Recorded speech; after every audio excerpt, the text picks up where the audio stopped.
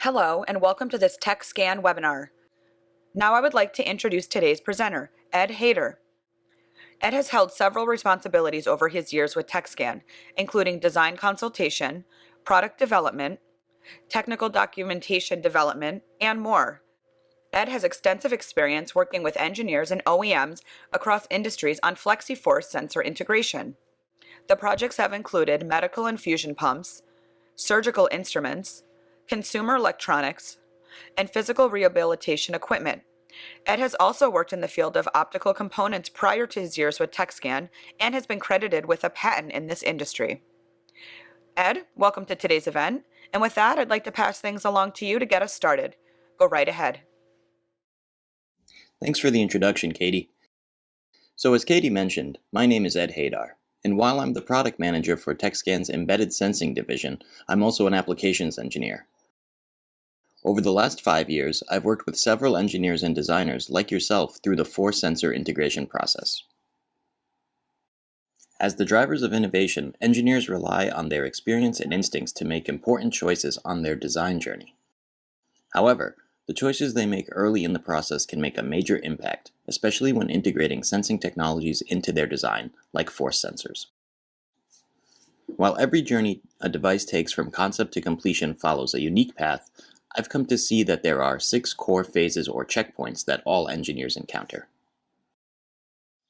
This webinar will take you through a real-world design story of an engineering team that navigated their way through these 6 phases of design, covering the challenges they faced and what they learned throughout their process. My hope is that you come away with an understanding of the value and impact of each design stage, its effect on the efficiency of subsequent stages, and ultimately the entire integration process. Their lessons learned will help you save time and get your product to market faster. Here's what I plan to cover over the next half hour. First, I want to take a few minutes to introduce you to the FlexiForce sensor technology and share some of the qualities that make them a popular embedded component for designers and engineers. Parts 2 and 3 of this agenda will ultimately weave into one another. I'll define all 6 phases of integration and explain them through a design of a smart, wearable medical device. This design story is an abridged version of what really happened with a TechScan customer. I don't want to overload this presentation with too much technical detail, but you will want to take note of how this design team utilized FlexiForce sensors and resources that helped them solve some unexpected design challenges. Finally, I'd like to wrap up by hearing from you in the audience. If you are considering force sensors for a project or have general questions in regards to the technology of products you've seen in this presentation, I'd like to hear from you. Given the fact that you've signed up for this webinar, you more than likely understand just how important force and pressure play in our daily lives. Every touch, movement, push, pull, or impact that the device or system experiences over its use are all quantifiable actions. Embedded force sensors provide the ability to capture and monitor these actions and perform lots of functions.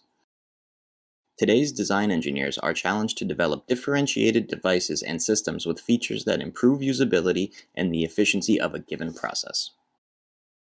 In order to address growing demands, the embedded sensor components used to enable new and exciting features within these devices should also share these traits of being simple, smart, and easy to use.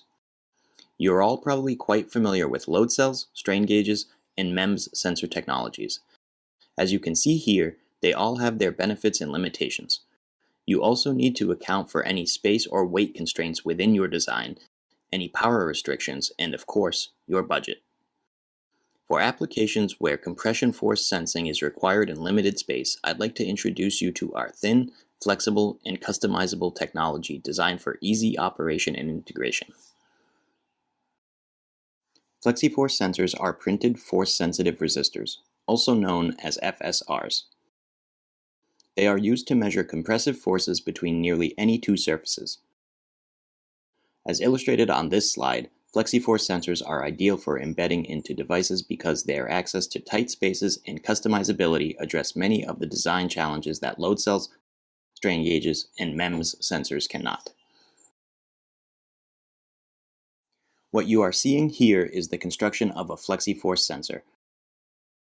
In the middle of it all is a proprietary pressure-sensitive layer that differentiates FlexiForce sensor functionality from other FSR technologies. This material is sandwiched between two conductive layers and enclosed within a flexible polyester-based substrate. Then an adhesive is applied and the sensor is laminated together. The point where the conductive layers sandwich the pressure-sensitive layer is the sensing area.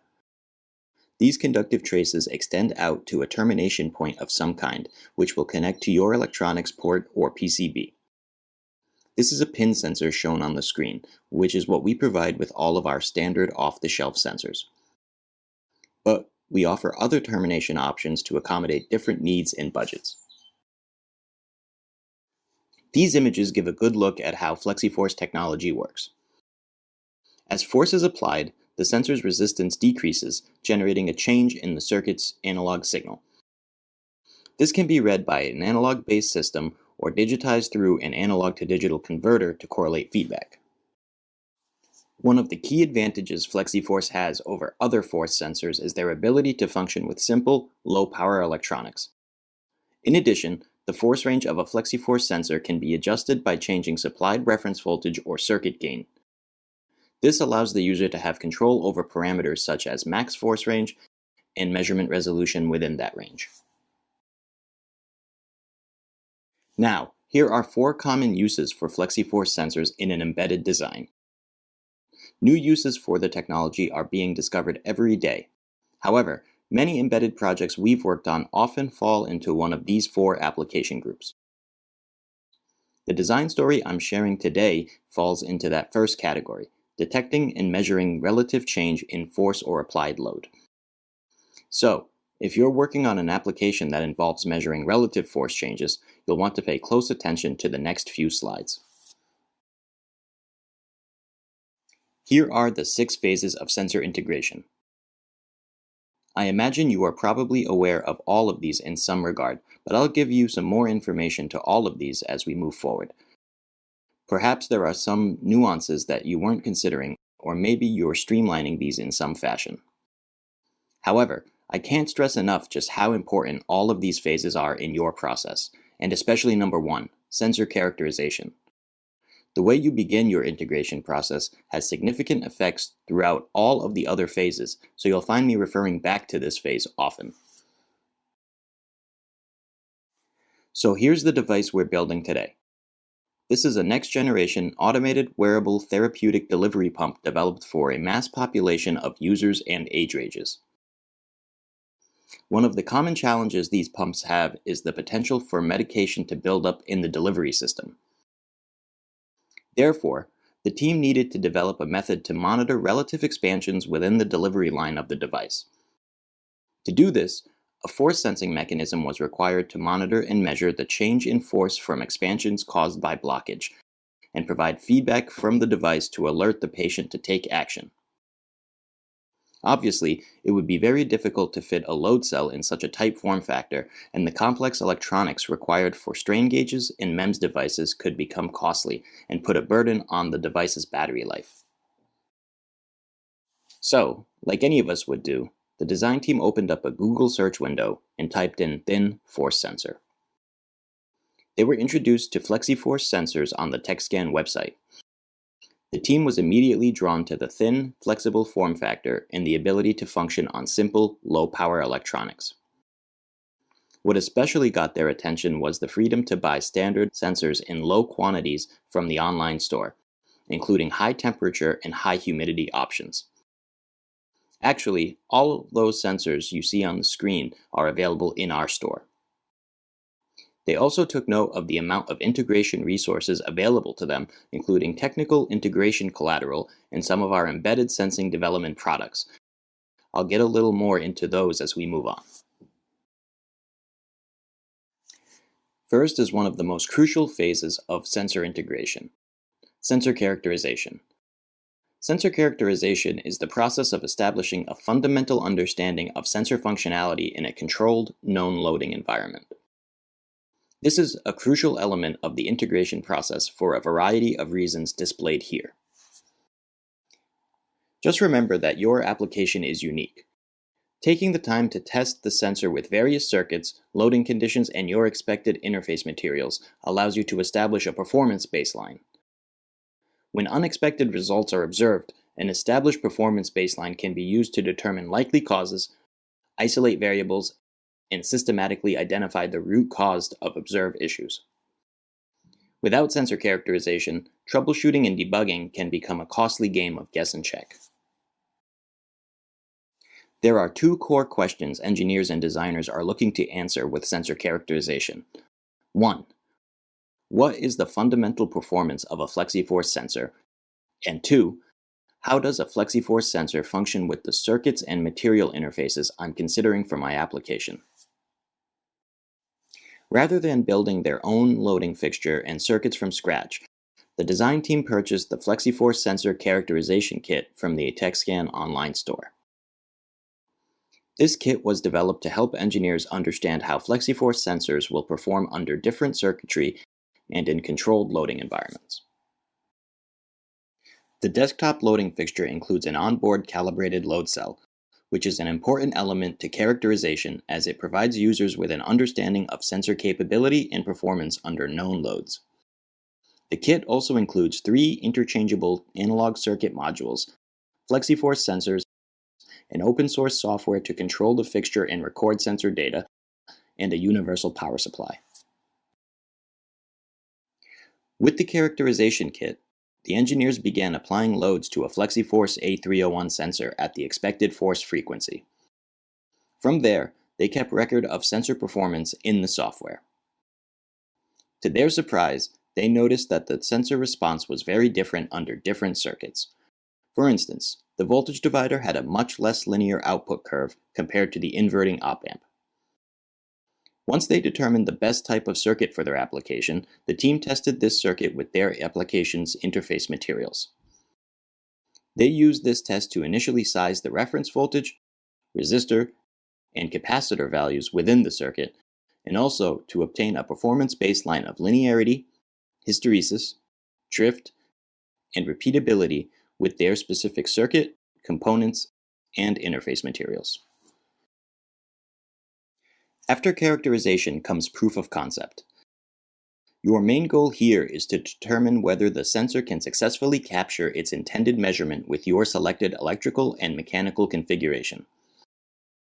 A proof of concept is really just a one-off mock-up of your application using your expected interfacing materials and load concentration methods. Then you test sensor performance and determine whether you can capture the intended measurement or event of your application. What we are trying to answer here is, can I capture the intended measurement or event of my application one time? So we actually offer another development product for the proof of concept phase called the FlexiForce Prototyping Kit. This kit allows you to advance your FlexiForce embedded design through later design phases with greater efficiency. It includes a port to plug in the 3 circuit modules that were also included with the characterization kit.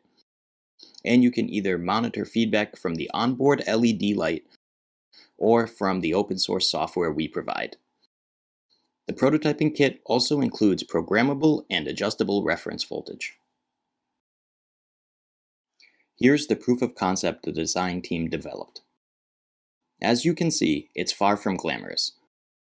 All they really did was apply a load to a plastic tube that covered the sensor's sensing area and determine whether the output would be acceptable and repeatable for the application. One important thing to note is that load concentrator that appears on the sensor's active sensing area on the top right of the slide. These load concentrators, or pucks as we often call them at TechScan, help direct the force into the sensor's sensing area.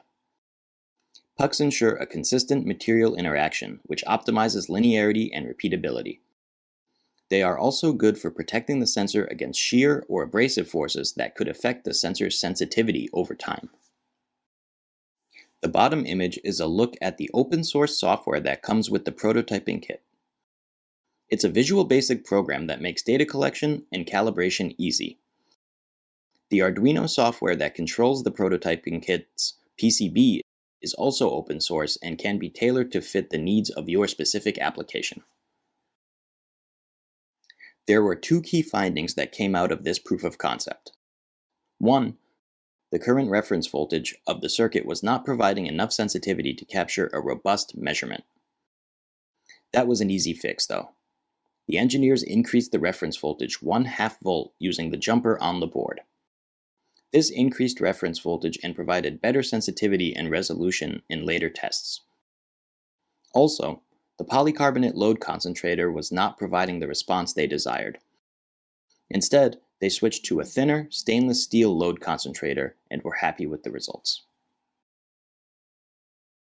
After proof of concept comes prototyping, which is essentially the initial build of the device with the sensor embedded. Depending on the device, there can be multiple iterations of prototypes, from more barebones to more advanced designs. Engineers and designers in this phase are looking to answer how they're going to calibrate the sensor. How will they accommodate for sensor-to-sensor variation, and really, can you rely on this sensor to do what you need it to do? The diagram on the right shows the synthesis of the custom FlexiForce sensor inserted into the alpha prototype of the wearable device. Basically, the sensor is first fitted with the stainless steel load concentrator, then placed within a stainless steel holster. Everything was made to fit inside the pump housing. With the data they collected in characterization and proof of concept, the engineers developed a 2-point calibration procedure. After a round of testing with the alpha prototype, the engineers developed a beta prototype with the remaining HMI components. They also incorporated their first printed circuit board for the application, which included the same parameters that the team established with the proof of concept trials. However, they began to notice that the sensor output was not repeatable with the cyclic load applied to the sensor. They initially thought the sensor was malfunctioning or not viable. But by comparing the data collected during characterization to the data collected from their prototype, the team was able to isolate the variables that could cause this deviation in repeatability and troubleshoot accordingly. They determined that the sensor was actually doing its job, and it was the plastic tubing that was causing the issue. Instead, the design team developed the metal actuator that you see in number 3 of this diagram. The tubing was positioned above a metal pin, and as expansions in the tubing occurred, the pin would apply force to the sensor. This proved to be a much better mechanical setup, and saved the team quite a bit of time guessing and checking, keeping the project on schedule and on track, and avoiding a full redesign. Now that the engineers proved that the application could work in initial prototypes, it was time to deploy multiple prototypes for the field testing phase of the integration process. This phase tests performance, longevity, and repeatability of the design under real-world conditions. If you're designing a product that requires certain third-party approvals, like medical devices, this is typically the phase where you submit your plans to those agencies. The field testing phase is where you are looking to find any variances or additional design considerations that were not addressed in prototyping. You're also looking to see how the product will perform outside of a controlled loading environment, and whether or not it can be trusted to operate correctly through its life cycle. The design team constructed 100 medical pump prototypes with the embedded FlexiForce sensor. The team deployed them to testers in 10 different regions around the world. The testers were provided instructions to monitor key functions of the product and provide a report after 6 weeks in use. After 6 weeks, the results showed that only 70% of the prototypes performed to expectations. The 30 defective prototypes all had issues with the pump's blockage alert system. Like before, the team initially thought the sensor could have been defective.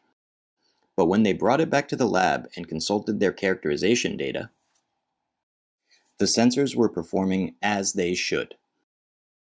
The team determined the only remaining variable between characterization, initial prototyping, and field testing was the adhesive used to mount the sensor in place. After further inspection of the defective prototypes, they determined that the adhesive holding the sensor to the metal holster had failed. All 30 of those defective prototypes were used in warmer and more humid climates, which would explain why the adhesive lost its sticking power. The team tried a different adhesive and redeployed the prototypes to success. Again, the performance baseline collected during the characterization phase proved useful in identifying the root causes of malfunction.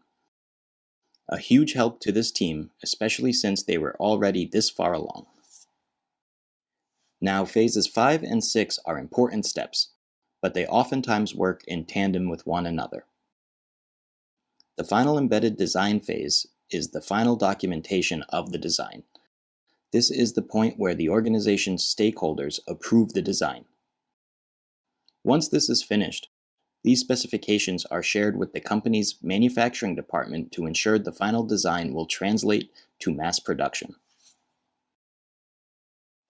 This phase is a collaborative process where any final adjustments needed for calibration, sensitivity adjustment, and other variables are completed. Then, it's in the manufacturer's hands to ensure this process can be repeated efficiently. There is always a chance for design adjustments or other possible challenges to pop up in this phase, though. So here is an example of a 3-step calibration procedure used for this type of an application. When calibrating FlexiForce sensors, you want to use a completed assembly or as close to a completed assembly as you can. Use force levels within the expected application force range, and also use as close to the same load duration as expected during the application as possible. Generally, a 2 to 3 step calibration routine is all you need for a FlexiForce sensor. We recommend starting by conditioning the sensor first, then adjusting circuit sensitivity to 90% of the circuit's max output. Once finalized, it was a simple transfer to the manufacturing team. We have a lot of collateral on the TechScan website that shares calibration processes in detail, or you can feel free to reach out to any of us in the application engineering department for tips. So to conclude, just remember that every phase in this process is critical, and especially characterization. The more time you take to familiarize yourself with the sensing technology, the more likely you'll be able to reduce design time, troubleshoot quickly, and save yourself from unnecessary errors down the line. And if you are at all interested in learning more about the sensors and kits shared in this presentation, check out our website and online store. So thank you to everyone for your time today. I'd now like to open up the forum for your questions. Okay, great. Thank you, Ed, so much for that presentation. We do have some questions that are coming in from our attendees. We are going to move into the live Q&A session right now. So now, Ed, I'm going to read out the first question we have here today. Is there a specific sensor characterization checklist of the attributes you'd recommend engineers to follow before moving on to later stages of integration? Well, that's a great question. Thank you. So what I would recommend when beginning a sensor characterization would be, if you're using our sensor characterization kit, you're going to find it comes with 3 different analog circuit modules. Each analog circuit module is a different analog circuit. One of them is a non-inverting op-amp configuration, the other an inverting op-amp configuration, and finally a voltage divider. What I would first recommend is taking your sensor and characterizing it using the automated loading profile for linearity on the characterization fixture. It's a 5-step linearity test. It's fairly quick to run the profile, and what you'll see is the voltage versus force curve for that sensor under the selected circuit. Once you run the linearity profile for the 3 circuits that are included with the characterization kit, what you could do is compare the outputs and essentially determine the sensor response that works best for you given the considerations of your anticipated application. Now, once you've gone ahead and got an idea which circuit is going to be best for you, the next step would be to run the other pre-programmed loading profiles, which are linearity, hysteresis, drift, and repeatability. What that will do is give you as we said in the presentation, a performance baseline of the sensor relative to some of its key parameters in terms of those sensor properties. Then once you've gone ahead and characterized the chosen circuit with the different loading profiles, I would recommend inserting the material interfaces that you're considering to be in contact with the sensor. What this will allow you to do is compare the sensor output just by itself and with the chosen loading interface materials. This will give you an idea what your loading interface materials do to your sensor response, and using the onboard adjustable reference voltage or swapping out the resistor and capacitor values, you can optimize the voltage and component values for the interface material that you're going to go ahead and start proving concept with and prototyping with. So that would be the checklist that I would recommend for sensor characterization. Okay, great, Ed. Thank you so much. The next question here. I'm considering a custom sensor for my device. Can you tell me about the sensor customization process? Absolutely. The sensor customization process is it's pretty collaborative with TechScan. Both our sales engineering side and our applications engineering side.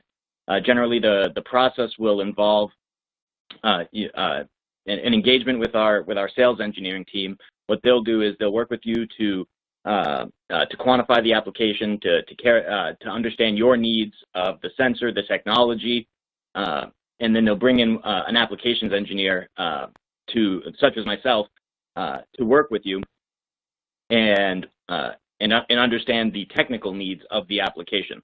Once we have an understanding of the technical needs of the application, we can determine the type of pressure-sensitive ink that's ideal for the application. We can determine the type of substrate that's ideal for the application, depending on the temperature, the force range of the application, and other application parameters. Once we've understood the technical needs of the application, we can work with what we'll do is we'll take your desired sensor design itself in terms of geometry, shape, size, sensor termination, and we'll work with our mechanical design team to incorporate that into our manufacturing process. Then we'll collaborate back and forth with you on the given design that you're considering, ensure that it's optimal. Then there'll be a prototype phase for the custom sensor where you'll get some samples, you'll get some prototypes, you'll determine that yes, these are optimal for the application, or no, something needs to be tweaked. And then after that collaboration, we'd move on to a final production of the custom sensor. So in terms of what we'll be looking at during the sensor customization phase, anything from size of the sensor, overall shape or geometry, the electrical termination, the force sensing range, the operating temperature, these are all examples of elements of the sensor that can be customized to your specific application. Okay, great. Thank you, Ed. Just a reminder to all of our attendees, if you would like to ask a question, go ahead and place it in the Q&A window and then click Submit. All right, Ed, next question. What is the force range of FlexiForce sensors? What is the max load one can withstand? That's a great question. TechScan manufactures and designs sensors to maintain their linearity through a wide gamut of force ranges. When we're talking about the absolute maximum that a FlexiForce sensor can withstand before plastic deformation occurs, you're talking about somewhere in the 10,000 psi pressure range. We like to give that number in terms of contact pressure because, of course, the contact area could be variable from application to application. So the 10,000 psi mark is where we could start to see some permanent and plastic deformation in the sensor itself.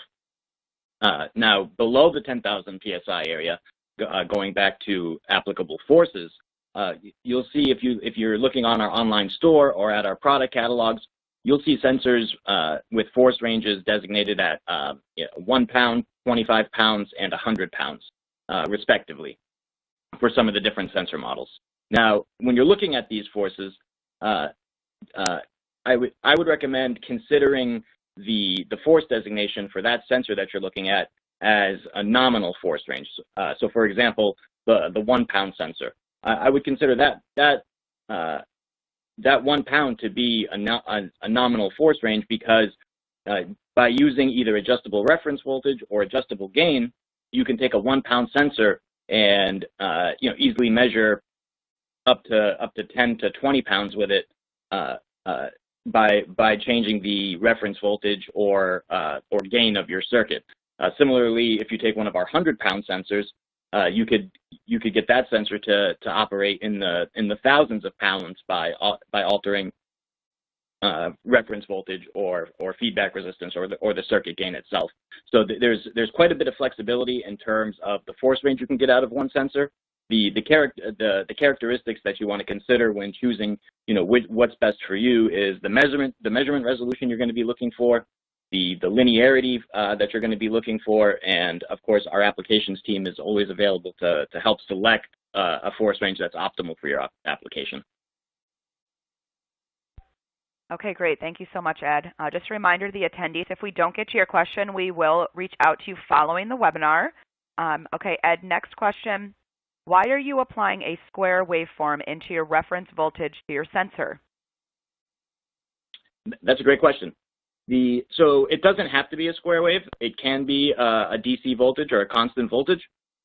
So generally, the sensors are a semiconductive material, and under higher voltages, and when I say higher voltages, I'm talking in terms of something above 1 to 1.5 volts. Higher than that, you can start to affect the sensor's lifespan with higher voltages. Now, if you're going to be living in the neighborhood of that 1.5 volt reference voltage area, we've seen sensors last upwards of 3 million and even more actuations without showing any signs of degradation or loss in sensitivity. So a DC voltage is fine if you're going to be able to power the sensor or supply a reference voltage to the sensor on that 1.5 volt order. Now let's say for your given application, you need to power the sensor with a higher voltage, and a reason for that might be, for example, you need more sensitivity out of the sensor or more of a measurement resolution.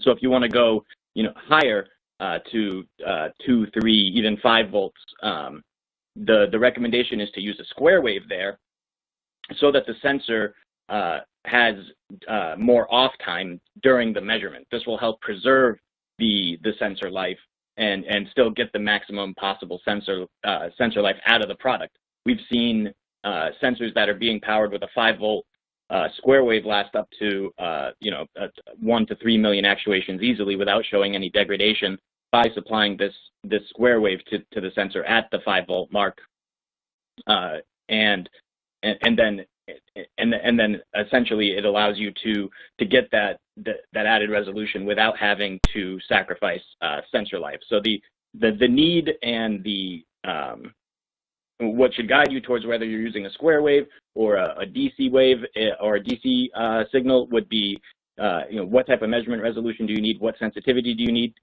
Can you make the lower voltages work for you? Signal to noise ratio, things like that.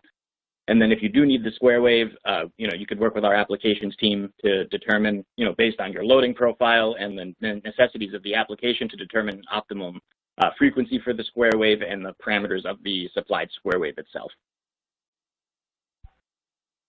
Okay, thank you, Ed. This next question is in reference to the proof of concept phase 2. How can I test the A101, which doesn't work on that prototyping kit? That's an excellent question, and you're absolutely right. The A101 currently doesn't work with the prototyping kit. Just as an aside, we are working to create something that allows easy interface with an A101-like sensor to the prototyping kit and the characterization kit. So stay tuned to our email blasts in our store for more information on that in the near future. In the meantime, what you can do if you're testing the A101 and you want to use the prototyping kit, the reason it doesn't work is because it had the termination for the A101 is solder tabs instead of the standard square male pins that we use on the rest of our standard product line. So, and the reason we do that is to make it easier to interface the A101, our smallest standard sensor, with a PCB via soldering it. Now, what you can do if you're using it with the prototyping kit for now is if you solder a couple of breadboard wires, jumper wires, to the solder tabs of the A101, you can actually plug those breadboard jumper wires into the terminal of the prototyping kit. So that will allow you to still be using the A101 with the prototyping kit. If you need more length, you can solder a couple of short jumper wires to the A101, and then you can plug those jumper wires into the FlexiForce extension cable, which is available through our website or contacting our sales department, and that will give you a much longer length without having to use a very long breadboard wire, and allow you to use the A101 with the prototyping kit. So that's what I would recommend for interfacing the A101 with the prototyping kit at this time. But like I said, stay tuned to our email blasts in our store for more solutions for interfacing an A101-like sensor to the prototyping kit. Okay, thank you, Ed. Next question. Do you have a sensor which can handle estimated body weight up to 100 kilograms? Do you have a printed circuit board or a file that we can get PCB for your recommended circuit without any add-ons you have in your dev toolkits? So that's an excellent question, and thank you for that. The short answer to the first part of that question, do we have a sensor that can handle estimated body weight up to 100 kilograms? That answer is yes. We have some standard sensors that can handle force that high. We can also work on a customized sensor solution to handle forces at that magnitude.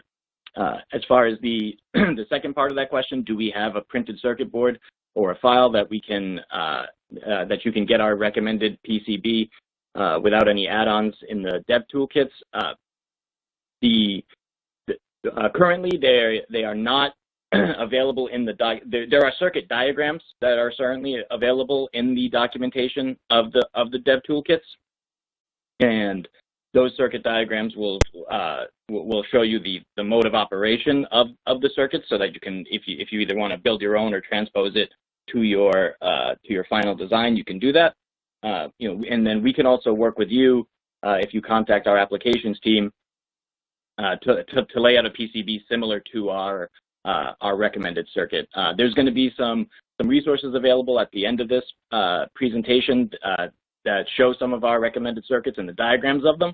If you have any more further questions on the PCB layouts themselves, feel free to reach out to me directly or our applications engineering team, and we'd be glad to work with you on a one-on-one basis.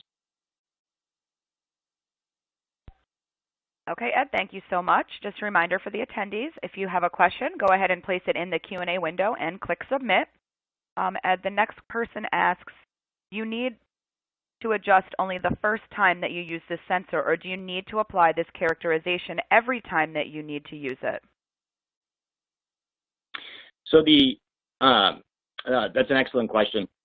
For a given sensor series or a given ink sensitivity, for example, the 1 pound sensors, the 25 pound sensors, or the 100 pound sensors, what you're going to see is the characterization curves for those sensors in terms of the shape of the curves, given your material interfaces, given the components that you select specific to your application, the trends and the overall shape and behavior of the characteristics, will be constant. You'll see some variation in absolute values that are being output, but the overall trend, behavior, and shape of your output characteristics, will remain constant from sensor to sensor because of the repeatability of our products.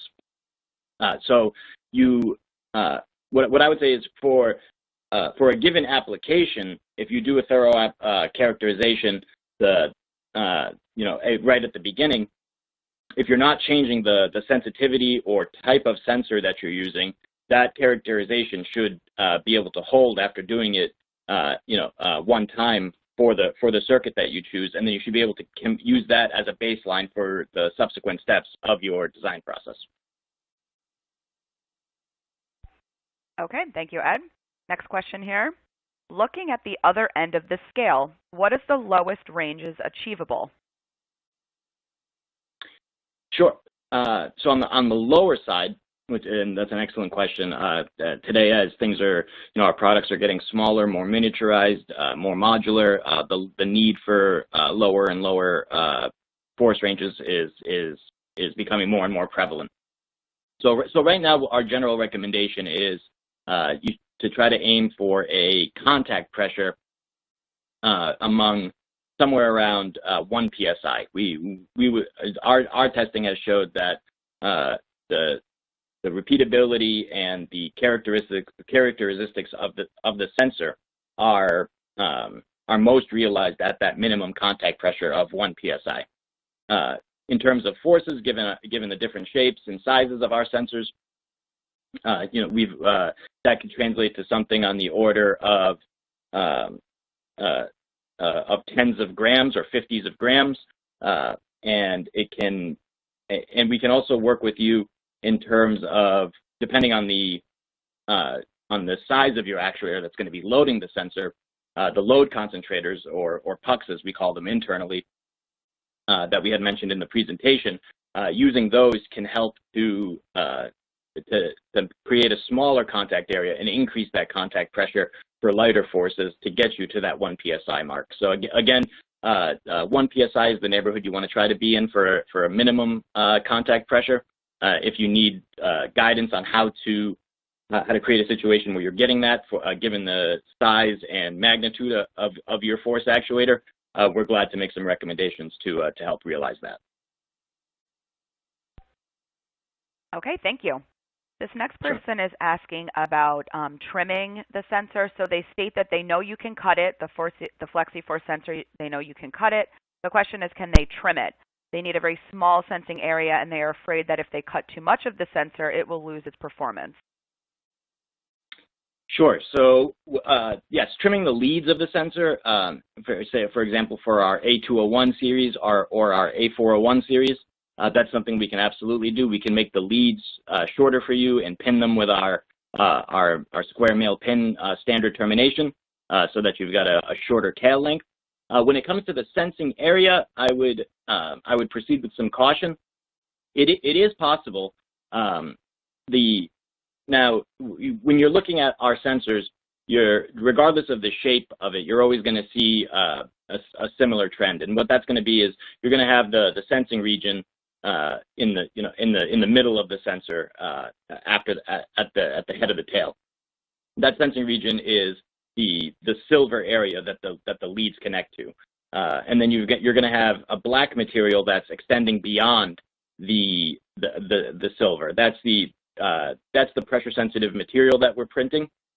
What we do is we size that a little bit larger than the silver of the active area to account for registration in our manufacturing process. So when you're considering the active area, you want to consider just the silver that's connected to the leads of the sensor. Now, when it comes to trimming it, for a FlexiForce sensor, you can trim into that sensor. The risk you're running is that the perimeter of that sensing region that extends beyond the black pressure sensitive ink at the edges of the sensing region is adhesive that holds the entire sensor together. So by trimming the head of the sensor to make it smaller, oftentimes you're going to trim away adhesive, which could leave the two layers of the sensor apart from each other, or can make the sensor prone to ingress of foreign materials. So if you're doing this as a proof of concept to try to synthesize a specific shape or something like that, what I would recommend for trimming one of our standard sensors would be to take something, for example, like a packaging tape. If you put if you stick a piece of packaging tape to the bottom of the sensor, and then to the top of the sensor as well, oversizing the packaging tape relative to the sensor itself, and then go ahead and trim what you need to trim, the packaging tape can essentially act as a new adhesive for the sensor. And then if you're finding yourself with an open edge, you can use a vinyl tape to seal back off the sensor. Now, what you might have after doing this is you could see that there's some preload on the sensor due to the tape, which in that case you could either zero out your electronics to negate that, or you could see that there is now more of a z-axis travel in the sensor because the two layers aren't in much contact with each other. In that case, I would recommend perhaps loading the sensor with some type of constant preload, a loading platform, or if you will, and then tearing that out so that for your measurement of interest, the two layers of the sensor are back in contact with each other. So again, happy to discuss that further. If you want to reach out in an email, one of our applications engineers or myself is glad to provide more guidance.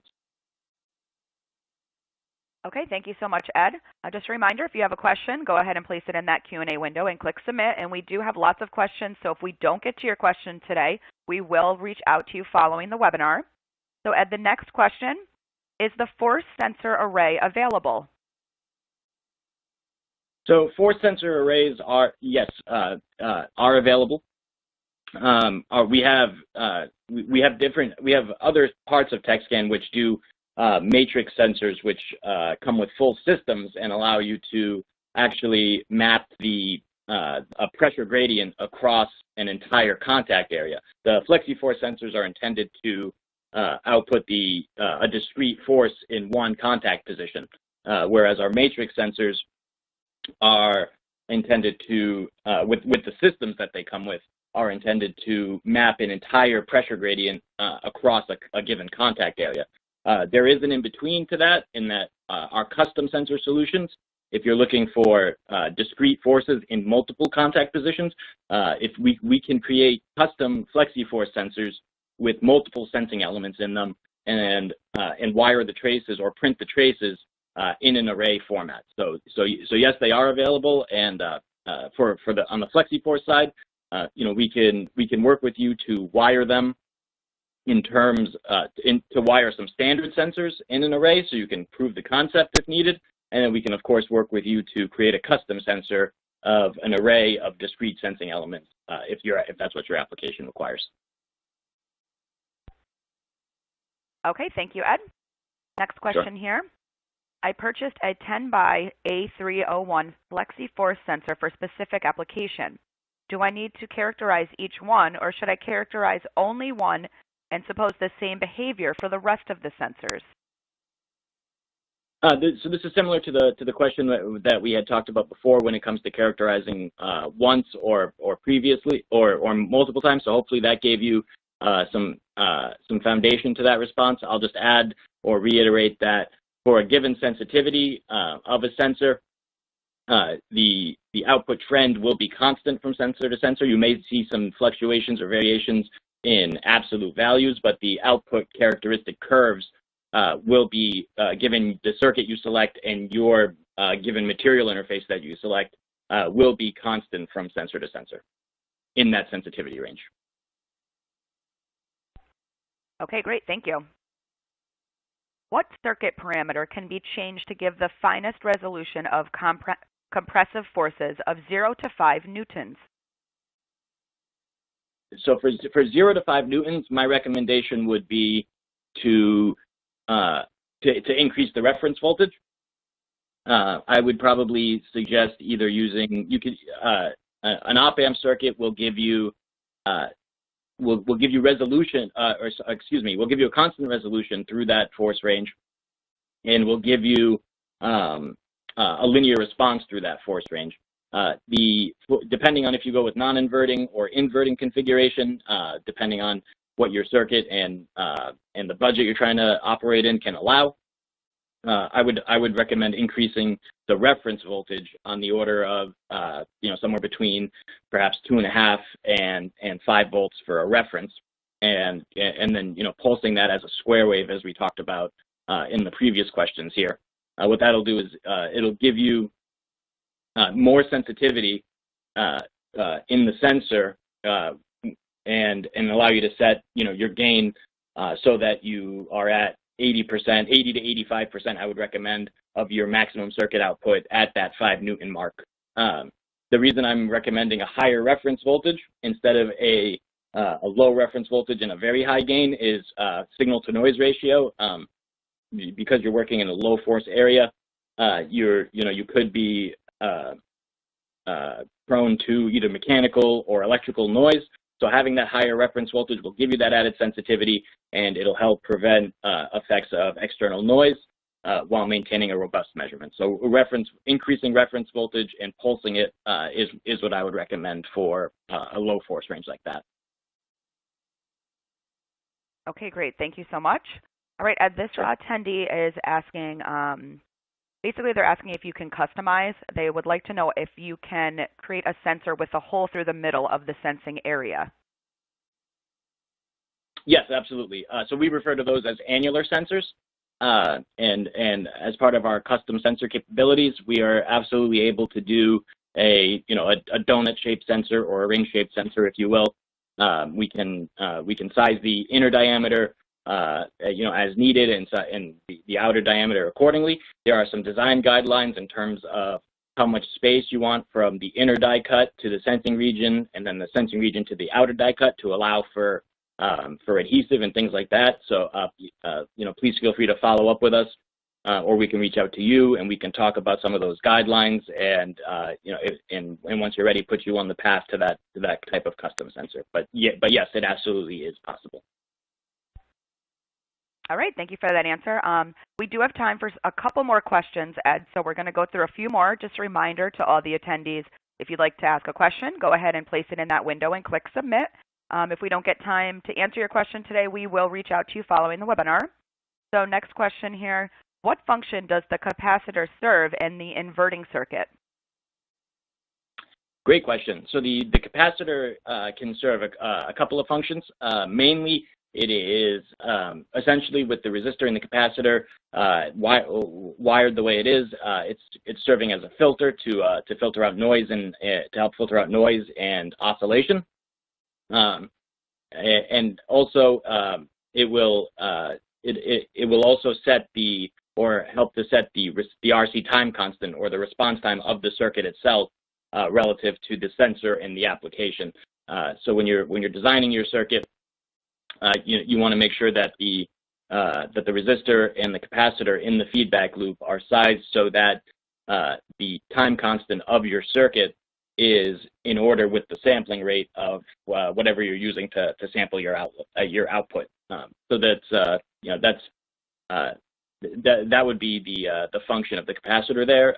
Happy to go over offline considerations and approaches for sizing that appropriately for your application.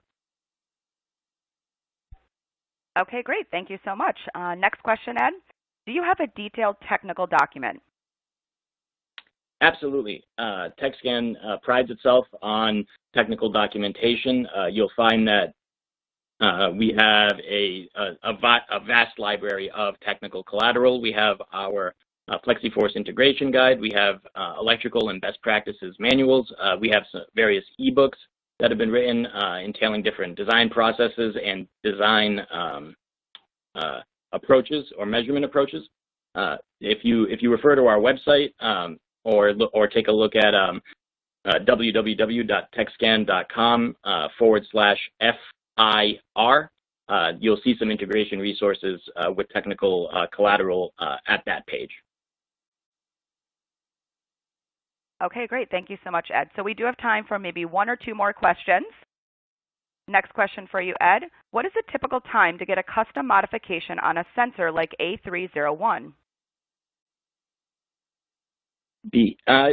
So it will depend on the type of modification. If you're looking with the A301 specifically, I'm not sure if you're saying that you'd like to trim it. I'm not sure how much tail length there is on the A301 specifically to trim, but something like a trimming can be done very quickly, very close to the time it takes us to fill a standard order to begin with.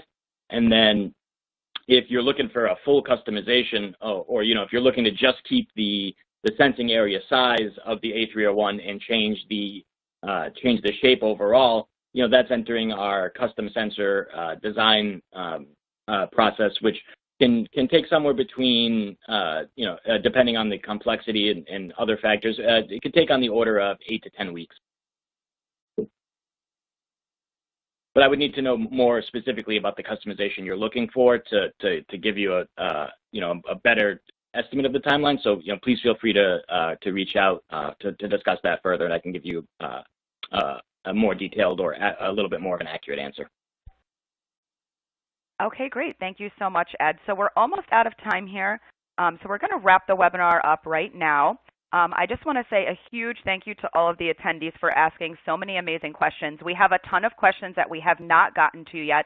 So again, we will reach out to everybody following the webinar to get everyone's question answered. And I want to say thank you so much to Ed for the great presentation and for taking time to go through all of these questions today. So Ed, thank you. My pleasure, Katie. And as you said, thank you to all the attendees. The questions were excellent today. There are some excellent questions that we haven't answered yet that, as you had mentioned, that I'm gonna be getting to as soon as possible. And I look forward to hopefully working with all of you on upcoming projects to give you some successful results. All right, Ed, thank you so much. Thank you again for taking time to attend this webinar event, everybody. Take care, and we will talk with you soon.